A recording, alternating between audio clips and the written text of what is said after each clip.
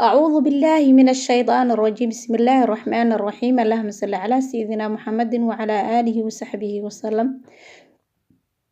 السلام عليكم ورحمة الله تعالى وبركاته ولاله وين السلام ميل كستو دنيدا كجوجتان reer qurxi waa farakaheen maasha Allah tabarakallah soo dhawaada maanta waxaan wadaa kareemka wada sugayseen ee haarta maasha Allah tabarakallah marka gacmo furan iyo qalbi furan ku soo dhawaada channelku waa channelkiini waa channelka walaalaha bulshooyinka Soomaaliyeed oo dhan maasha Allah ka wada faa'iideysanayna dhamaanteen khawati alaabta inoo wada maasha Allah inaba caadi maahan maanta haarta ayaa la jarayaa insha Allah gabdha dhexda la soo xirto iyo wiilal bacidi ku taalo idna madiidisa alaabtan kiimikana ma ahan waa wax caadi ah natural oo gurigeena ma aragtay aynu ku samaysan doono maasha Allah wax badan ma aragtay jirkeena ka bedeli doono insha Allah biidmilaahi baari marka haday tahay marka kuugu horeysay aragtay channelkeena qurux waa farakaheen ku soo biir bahda qurux waa farakaheen channel oo ugu iimaanaysid wax natural ah oo kiimika ahayn oo guriga aan ku samaysan doono biidmilaahi baari marka maasha Allah tabarakallah soo dhawaada haartan ka hadlaynaa maanta walaalaha ilahay ka soo hadal haarta marka saal adligeeda haartan maanta ka hadlaynaa maxaa haarta keena waxyaalaha haarta keena ayaynu maarta qodobaynayna insha Allah afar waxyaabood ayaan anigu oran lahaa ayaa intaan ogahay haarta sababa midda koowaad hadaan ka hadalno waxaa haarta sababa in qofka maarta fitamiinadiisa hormoonkiisa isbedelaan fitamiinadiisa dhacsan yihiin diif iyo duruuf maaragta haday yaalaan meeshii ayaan wajigii gabadha maaragta qoraxdii ku dhacday cadceedii waxay isaga difaacdo fitamiinaan aysan haysan maxaan ku raad waxay iska mariso oo markaasna aysan jirinin markaas way timaadaa haartu waxaa kale oo qodobka labaad oo haarta keena waxa weeyaan in gabadhu markay uurka leedahay iyadana hormoonkeeda khalkhal uu ku dhaco in iyadana markaas haarta way sababtaa waa qodobka labaad qodobka saddexaad oo haarta keena wuxuu yahay in gabadha maxaan ku raahdaa ay gabadha ayaan dhihine qof kasta oo bini aadana oo markaas beer xanuun leh oo xanuun beerka u jiro inuu haarta jirkiisa ka soo baxdo haartaas gudaha ka timaada iyadu oo markaas banaanka ayay qofku kaga soo baxdaa markuu beer xanuun ku leeyahay rag ha ahaado dumar ha ahaado haarta way sababtaa oo qaar iyo wajigii ku dhigmaa oo dhibco ayuu ku sameeyaa kadibna wuu balaartaa kadibna saasuu jirkii marka haar ugu noqdaa waxaa kale oo qodobka afaraad aan leeyahay oo haarta sababa waxa weeyaan waa haarta maxaan ku raahdaa waxyaalaha qofka maxaan ku raahdaa jirkiisa dhaawac gaarsiiya sida waxyaalaha kiimikada gabadhu markay ismariso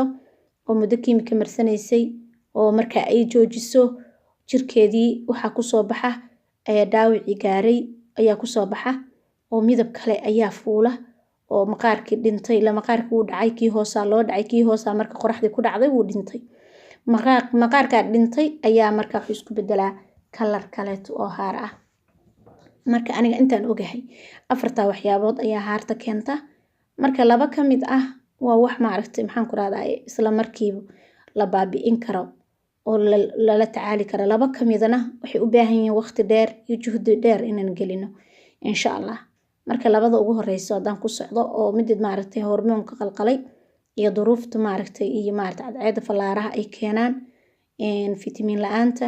taas maaragtay waxay u baahan tahay qofkii fitamiinadiisa soo ceshta maxaan ku raahdaa nafaqo ku filan cuna markaas jirkiisa kargarayo la tacaala taas maaragtay fudud ay ku baadaa midda labaad oo uurkana gabadhu markay dhasho inta badan way ka noqotaa oo markay umusho caada ay wajigeedu u soo noqdaa labada kale laakiin waxay u baahan yihiin waqti dheer inaan gelino sida midda beerka xanuun ka timaada xanuun baa jira xanuunkaas marka inta maaragtay la daweynayo inta badan waxay u baahan tahay la tacaalid iyo naashnaashid midan maxaan ku raahdaa damage qofku isgaarsiiyeen iyaduna sidoo kale waxay u baahan tahay inaan la tacaalno oo waqti gelino marka insha Allah haaruhu noocyadaas kala yihiin nooc kastaba maaragtay markaas kuugu timaadee waxaynu ku dadaalaynaa sidaan ku biil lahayn marka halkan waxaan ku haysanaa digirta cadista misirta yaryar ee cadista cadaan ah nooca cad maasha Allah sida baradhada kale marka la kariyo noqota iyo maasha Allah tabarakallah waxaan ku soo radiyay biyaha ubaxa oo maaragtay ay ku karsanayeen 9 saac noocan waa nooc maxaan ku raahdaa orange ka aha oo maaragtay ama faantada ah laba nooc digir ah ayaan soo rarsanay min qaaday ahayd biyaha ubaxan ku shubay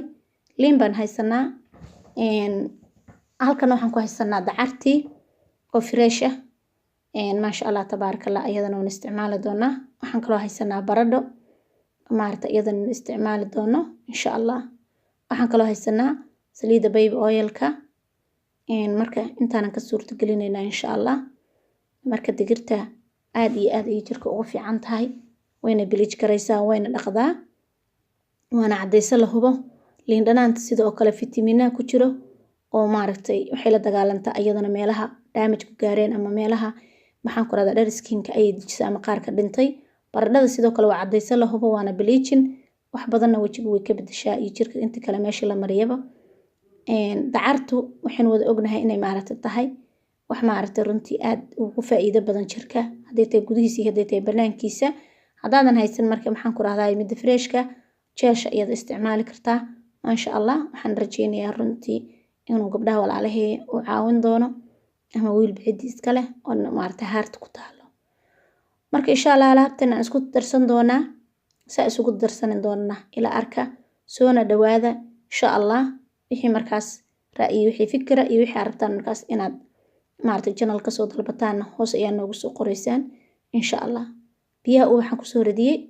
qaaday ahayd way soo raday biyo waxana waa kuwa kan marka maasha allah rose water weeyaan waliba nooca biyooriga loogu talagalay nooca cuntada ma ahan isagana xataa laba kala qaybsamaa. marka hadda waxayna ayaan isku darsan doonaa insha allah. waan balan dhaqaynayna wasiino isticmaalaynana markaas ka daba sharxi doonaa insha allah.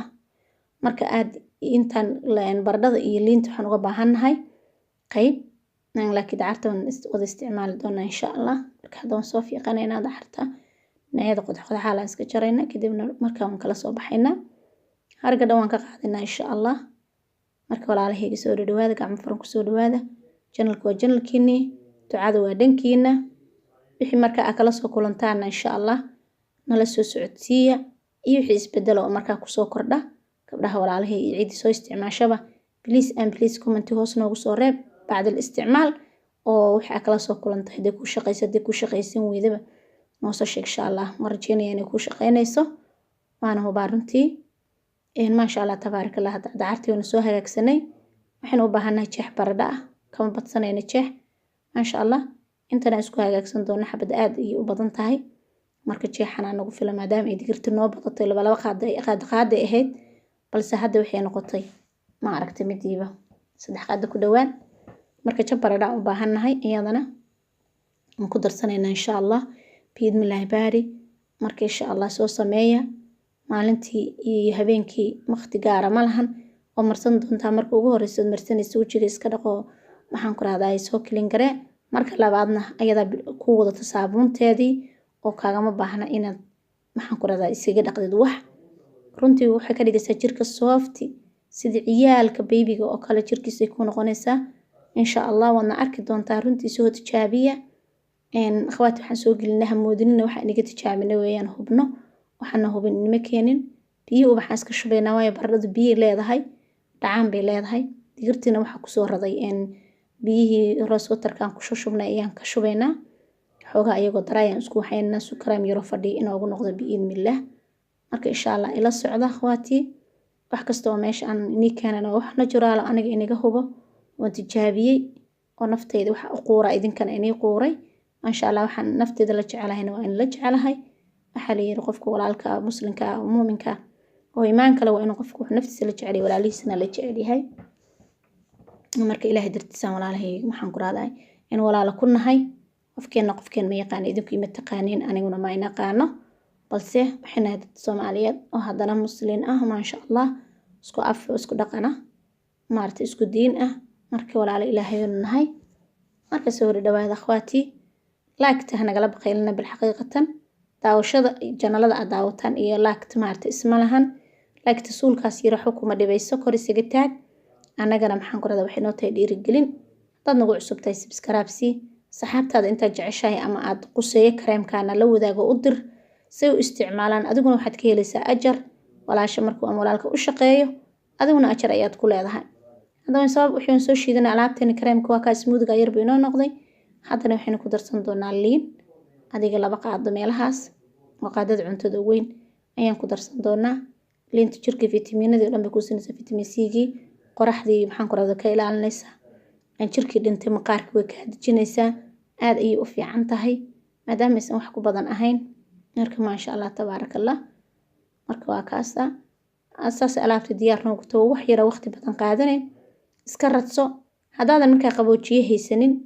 hadda waxaan ku darsanaynaa baby oil hadaadan qaboojiye haysanin maxaan ku rahdaa wax yar samayso maalintaas aad isleedahay caawiye maalinta ay kugu filan yihiin hadaa qaboojiye haysatidna badso inaad week ama 2 week isticmaalaysa samayso meesha caanaha dhiga biidmillah hadda waxaan ku darnay baby oilka oo qaada ah oil waxaan ugu darnay alaabaha la isku daray waxay leeyihiin dry maadaama ay dry leeyihiin jirka wuxuu u baahan yahay wax ka celiya liintii iyo baradhadii iyo kulligood waa qalajiyaal maadaama qalajiyaal yihiin waxay rabaan jirka wax naga difaaca inaan ku darsano marka saliid aa haysatid ku darso baby oilka hadaa haysatid coconut-ka hadaa haysatid saliid almond oilka hadaa haysatid olive oilka hadaa haysatid saliid markaa haysatid insha Allah ayaa ku darsan kartaa wax yar hadaa xataa oil skin tahay u baahan tahay waayo ayada waxyaala daraya ayaan ka sameynay oo jirka maarta qaleel u keeni kara marka dawliba dadka saliid aad ugu banta iska saarayana way isticmaali karaan mana heart cleaner ma marinayne meel kasta oo markaas aan cadaan u baahanahay ayay cadeynaysaa haday gacmo tahay haday lugo tahay iyo haday maarta qoorta tahay haday boodiga kala tahay oo maarta jirka ku dhaqanaysid sidoo kale aad badsanaysid ma sha Allah tabaarakallah wax badan ayaad ka dareemi doontaa jirkaaguna wuxuu noqon doonaa mid aad soft u ah ma sha Allah aad u nuuraya quruxdiisana maarta aad isla yaabi doona marka insha Allah hada kareemkan uu noo diyaarsan yahay akhwaati fillah waynu soo meeshan ugu talagalay ayaan ku shubanaynaa qaybta caanahan raba inaan dhigto adiga waxa markaas aad ugu talagashay insha Allah ku sameeyso qaabkan insha Allah hada u raacdo waxaan hubaa inaad week natiijo degdeg ka keeni doontid week haar horta kuma go'do laakiin jirkii dhintay iyo maqaarkii dhintay way dejinaysaa laakiin week haar kuma go'do waqti badan ay u baahan tahay inaad gelisid hadii wajigaagu haare leeyahay oo maarta ma sha Allah markuu ka dhamaado ba aamirisid intuu ka go'ayo wad wadaysa insha Allah hadaan isku arkin wax energy hadaad xasaasiyad isleedahay waa qabtaa gacantana wax yar marineynaa insha Allah waan la wadaagayaa bal wixii isbedela bal 15 daqiiqo wixii isbedela hadii ka badan maxaa moodaysaa markii maalmo weegag bilo la marsado yaan laga caajisin insha Allah iska daaya qurux waa farq wahayn gacanta isku hayno marka hadaad aad isleedahay xasaasiyad ama ku qaadaa meelaha laabitooyinka gacanta dhegta dabadeeda qoorta meelaha ku tijaabi haday meelahaas caadi kugu shaqeyso ma ku qaadis energy insha Allah oo liinta iyo xoogaa dad sensitive ku abaajira iyo maxaan ku rahdaaye biyaha ubaxa iyo hadaadan ku ahayn xataa hadaad ku tahay wad iska diin kartaayo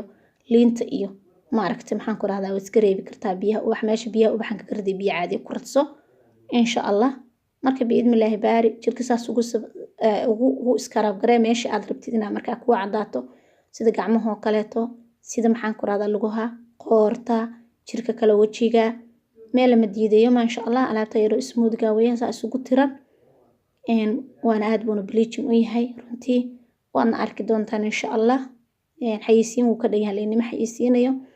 idinka ma arti ka soo warami doona waxaan rajeynayaa inaad soo sameysaan hada yelsan oo la sheeday hadii dhar skin leedahay hadii maqaarkaagu dhintay hadad haar leedahay hadad weytin rabtid insha Allah soo samee ilana soo wadaag bilis waxa kala soo kulantid hadii ku shaqeyn weydii hadii ku shaqeysaba ii soo sheeg haba ayaan ku ahay wixii kala soo kulantaan la soo wadaagtaan ma sha Allah marka waxaan ku raada 15 daqiiqan deynayna insha Allah kadibna waynu arkaynaa wixii ma aragtay ku soo kordha waan dhaqaynaa biidnillah marka insha Allah hada 15 daqiiqo kadib ayaynu sugaynaa wixii ka soo baxana noolu kulantee waynu arkaynaa marka gacmo furan qalbi furan laabta fura hada wayna soo qalasho u jeedaan 15 daqiiqo kadib waan soo dhaqaynaa insha Allah wixii aragno oo u jeeda wacyi waa bariyay ma sha Allah tabaarakallah ismoodiga kaga dartay iyo si qurux ku taa u jeeda si wac u tahay gacantii soft intay dhaaftay waxaad moodaysaa ilmaha hooyadiis dhashayo loo mayray waaw inna caadi maahan soo tijaabi intaan fiidiyowga la mid ku kulmayno waxaan inaga tagayaa fi amaanillah assalaamu calaykum waraxmatullaahi tacaala wabarakaatuh subxaanaka allahumma wa bihamdika ashhadu an laa ilaaha illa anta astaghfiruka wa atuubu ilayk